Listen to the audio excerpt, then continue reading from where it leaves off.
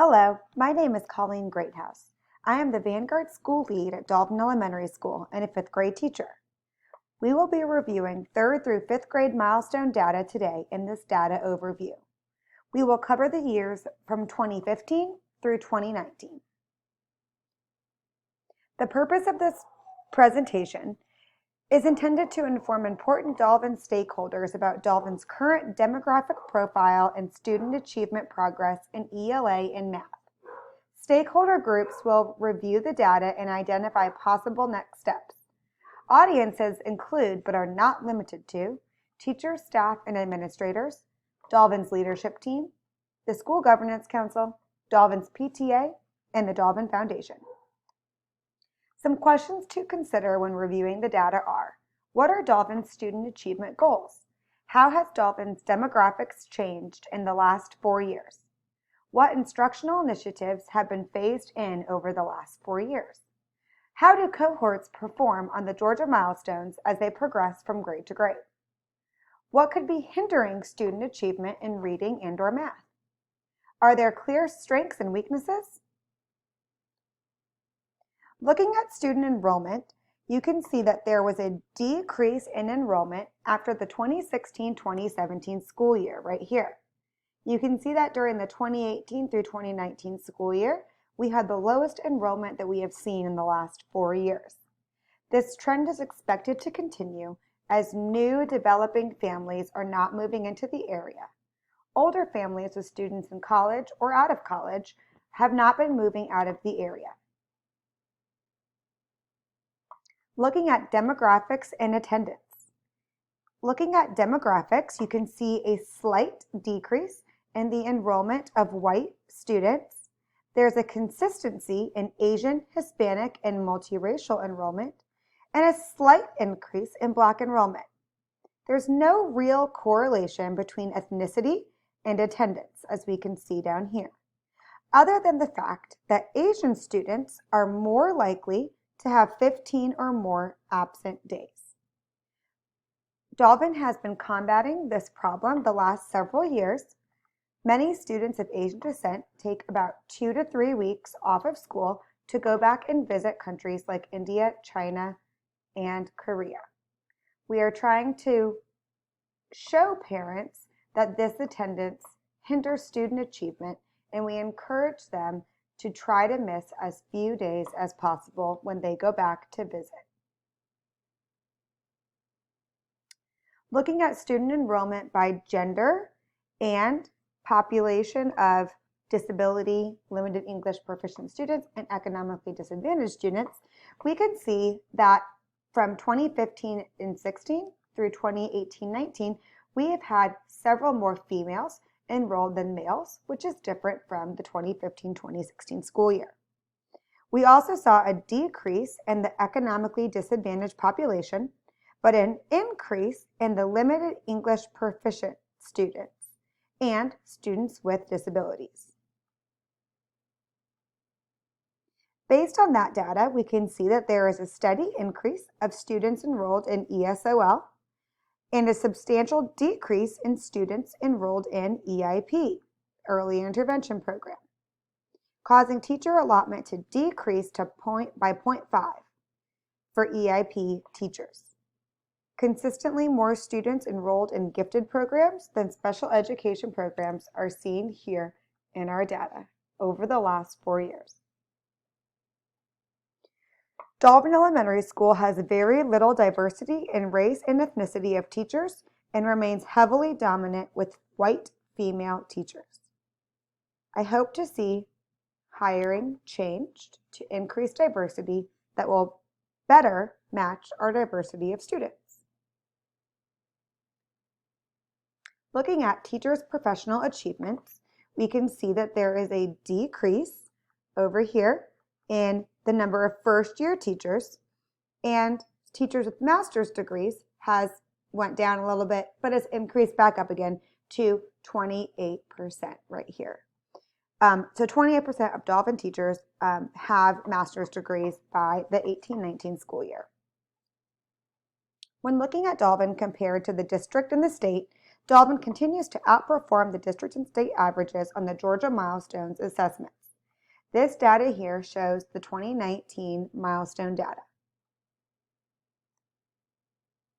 Looking at a general student achievement overview, we can see that there is consistent growth here of students achieving proficient and distinguished learning levels on Georgia Milestones. And there is continuously a decrease from the 2015-16 year to the 2018-19 year of students achieving in beginning and developing levels. Looking at student achievement by gender, the gap between the percentage of male and females who achieve a distinguished level on the ELA milestone test has grown over the last 4 years, with more females achieving a distinguished score. In math, the achievement gap has also grown and actually switched. In 2015 and 16, more females scored at the distinguished level, but by 2018 and 2019, a significant number of males scored at the proficient level above the number of female students scoring at the proficient level. Looking at student achievement by race and ethnicity in ELA, Asian students continuously score above other ethnic groups as distinguished levels of learning. Hispanic and Black students tend to have the most students scoring at the beginning level in relation to students of other ethnicities and races. We see the same trend in math. Asian students continue to outscore other students at the distinguished level of achievement, followed by white and multi-race students. Hispanic and Black students have a larger percentage of students scoring at the beginning levels of achievement. Looking at third grade student achievement data, in both ELA and math, there was an increase in the percentage of students scoring in levels 3 and 4 until the 2018-2019 school year, where we can see an increase in students scoring at levels 1 and 2. Note that for Delavan's strategic plan, they hope to have 85% of students in third grade ELA scoring levels 3 or 4 by 2022. It is clear that the fourth grade ELA team continues to grow each year. They see a consistent rise in students scoring in the proficient and distinguished levels. The math scores continue to fluctuate from year to year. It is important to monitor students' achievement in fourth grade math in order to keep Delavan on track towards their goal of having 85% of students scoring in levels 3 and 4 by 2022. The fifth grade math team continues to make steady growth in student achievement, with the growth of students achieving at levels 3 and 4. The fifth grade ELA team is also seeing student growth in achievement from year to year. It is also important to monitor cohorts of students as they go through Delavan. This allows teachers to monitor how they're able to grow the same students throughout their time at Delavan. Noting here in cohort A, the teachers in 3rd, 4th, and 5th grade continue to grow these students from year to year. It is important to note that in cohort B, we see a decrease in student achievement in 5th grade math. We did not see the same trend in cohort A. To achieve student achievement goals in 5th grade math, it will be important to identify possible causes and solutions to this decrease in achievement in the cohort.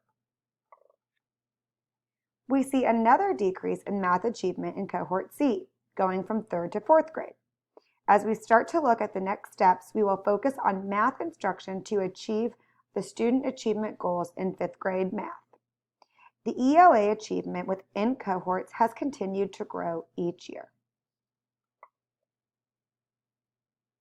At this point in my data overview and discussion, I would return to these questions to identify student learning problems, verify the root causes of achievement gaps, implement research-based strategies, and monitor results.